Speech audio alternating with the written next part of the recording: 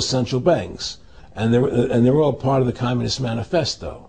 You know, central banking is one of the major planks of the Communist Manifesto. We talk about America being a capitalistic country, but yet at the same time we have a central bank that plans everything for us, right? And the graduated income tax is another plank of the Communist Manifesto, right? So right there you have two major planks of the Communist Manifesto that have been brought in because of the Federal Reserve System, okay?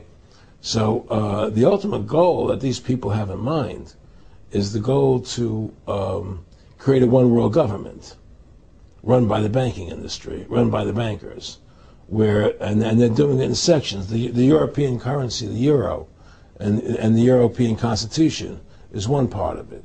Now they're trying to do it in America with the North American Union, right? And they want to create a new currency called the Amero, right?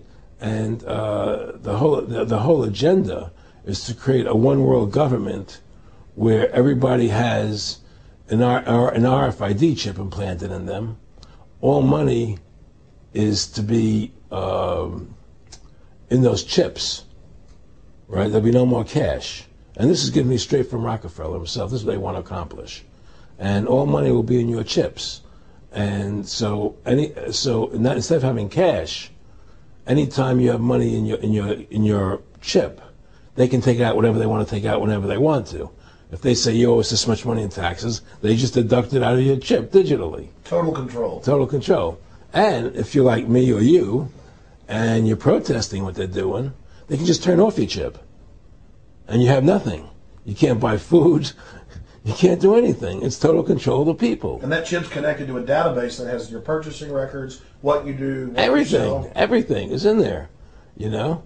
And so they want a one world government controlled by them, everybody being chipped, all your money in those chips, and they control the chips, and they control people. And you become a slave. You become a serf to these people. That's their goal. That's their intentions. Aaron, can you be specific about when you met Rockefeller, how it happened in these discussions?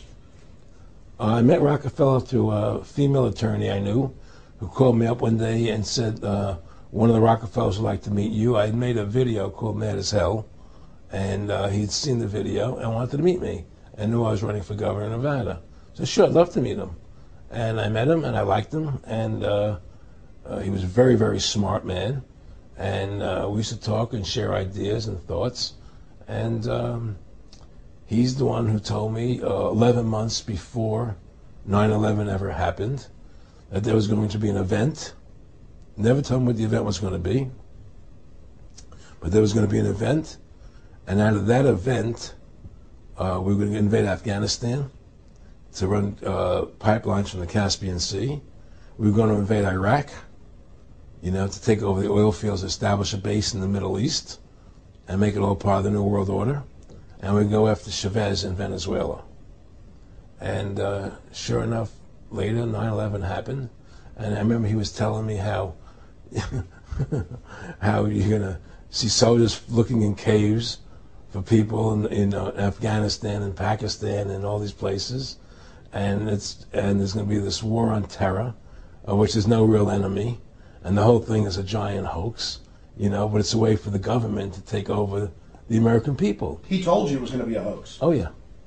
Oh, yeah. There's no question. He says, there's going to be war on terror. And he's just laughing. There's no... Who are we fighting? I mean, why do you think 9/11 happened and then nothing's happened since then? Do you think that our security is so great here that these people who pulled off 9/11 who were able to can't knock down another plane? Come on, it's ridiculous. 9/11 was done by people in our own government and our own banking system to perpetuate the fear of the American people into subordinating themselves to anything the government wants them to do. That's what it's about, and to create this war, this endless war on terror. And that's why and that was the first lie. And the next lie was going into Iraq, you know, to get Saddam Hussein out with his weapons of mass destruction. That was the next lie. Now, specifically, this was a little over 6 years ago? This was 11 months before 9/11. Yeah. And Nick Rockefeller, who's a lawyer, he's become your friend over the previous years, and he's saying to you that there's going to be this big event, and then out of that we're going to have a war on terror, and it's just going to go on and on. Right. An endless war on terror without any real enemy. That you can never, so you can never define a winner. And did he say that it's going to be perfect because you can't define an enemy? It just goes on Yeah, and on? because you can't define a winner. There's no one to beat, so it goes on and on forever. And they can do whatever they want. They scare the hell out of the American public. Look, this whole war on terror is a fraud. It's a farce. It's very difficult to say it out loud because people are intimidated against saying it. Because if you say it, they want to make you into a nutcase. But the truth has to come out. That's why I'm doing this interview. The fact of the matter happens to be that the whole war on terror is a fraud. It's a farce. Yeah, there's a war going on in Iraq because we invaded Iraq. And people over there fighting, you know. But the war on terror, it's a joke, you know. And until we discover what really happened on 9/11 and who was responsible for 9/11, because that's where the war on terror emanates from. That's where it comes from. It was 9/11 that allowed this war on terror to begin. And until we get to the bottom root of 9/11, the truth of 9/11, we'll never know about the war on terror. Aaron, you said that he was, and I think it's important, and I know this about the Rockefellers from Dr. Dennis Cuddy and many others who literally, you'll be 20 years old in a lunch line at college, and no, it's David Rockefeller. And they're experts at recruiting and getting what they call players, and that clearly he was, I want to make it specific and just get you to reiterate what you said last night about you got 30% of the vote, you were having an effect, you made mad as hell, they knew that you'd started the Constitution Party, they knew that you were somebody who was taking action and getting things done, you'd already made some big films, had a lot of other successes, right. So they were trying to recruit you, and didn't it come down to the point of, hey, we are here to recruit you, and don't worry, your chip's going to say, don't mess with us, you know, this guy's don't touch. Yeah, yes, that did happen. Now, I was definitely being recruited, but it's more subtle than that. Well, in your words, just go through the process, and then what he said. Well, what it is remember we were friends, and we used to come to my house a lot. We'd have dinner, we'd talk, and he'd tell me about business investments, how you get involved in, you know, or they would help me with this business investment or that business investment. And was I interested in joining the Council on Foreign Relations? You know, I would have to get a letter to join them, but was I interested in that?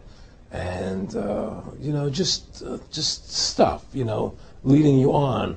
And I used to say to him that I never really did that because that wasn't where I was coming from. You know, as much as I like you, Nick, you know, your ways and my ways we're on the opposite side of the fence. You know, I don't believe in enslaving people.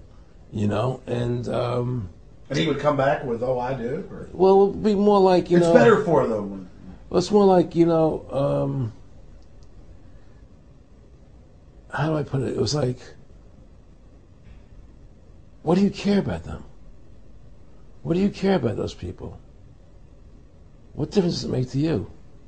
Take care of your own life. Do the best you can for you and your family. What do the rest of the people mean to you? They don't mean anything to you. They're just serfs. They're just people. You know, it was just a lack of caring, you know, and that's just not who I was. It was just sort of like cold, you know. It was just like cold, you know. And I used to say to him, what's the point of all this? You have all the money in the world you need. You have all the power you need. What's the point? You know, what's the end goal? And he said the end goal is to get everybody chipped, to control the whole society. To have the bankers, the elite people, you know, the bankers and some governor controlling the world. And I said, do all the people in the Council on Foreign Relations believe this way you do? He said, no. You know, most of them believe they're doing the right thing. A lot of them believe it's better off being socialistic. You know, we have to convince people that socialism is really capitalism. Because America's becoming a socialist country. It's a communist country today. Well, one of the things they told me was that he was at the house one night, and we would talk, and he started laughing. He said, "Aaron, what do you think women's liberation was about?" And I said, I had pretty conventional thinking about it at that point. I said, I think it's about women having the right to work, getting equal pay with men, just like they won the right to vote, you know? And he started to laugh. He said, "You're an idiot." And I said, "Why am I an idiot?" He said, let me tell you what that was about. We, the Rockefellers, funded that. We funded women's lib, you know? And we're the ones who got all over the newspapers and television. The Rockefeller